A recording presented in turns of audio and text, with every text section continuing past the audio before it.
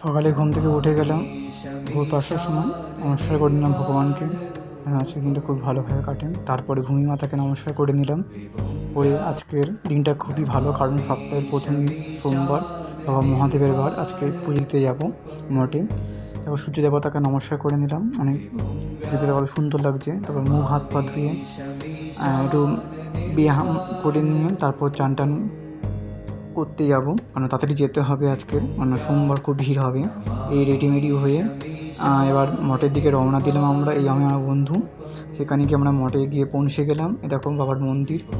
বাবার এখানে আসলে বড় শান্তি। বাবার পুকুর থেকে গিয়ে হাত মুখ ধুয়েছে। বাবাকে দেখো, বাবা একমাত্র বাবাই সত্য, বাদ বাকি সবই মায়া। বাবাকে নমস্কার করে শান্তি একটা অনুভূতি হলো।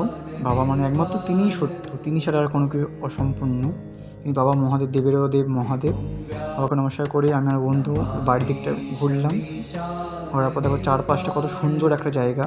এটা হচ্ছে বাবার জায়গা, খুবই সুন্দর। দেখো আমার বন্ধু একটা ভাইয়ের তিলক করে দিচ্ছে, কত সুন্দর। তারপর দেখো চারপাশটা খুব পরপর খুব সুন্দর সুন্দর একটা মানে সিমেন্টের বিভিন্ন দেবদেবীর মূর্তি বানানো আছে। তারপরে চাষে একটা বড় মাঠ, এখানে বড় একটা মেলা মতন হয় প্রতি সোমবার। এখানে প্রচুর ভিড় হয়, মেলা হয়। তারপর পুজো দিয়ে বাড়ির দিকে রওনা দিলাম। দেখো মেঘলা আকাশ।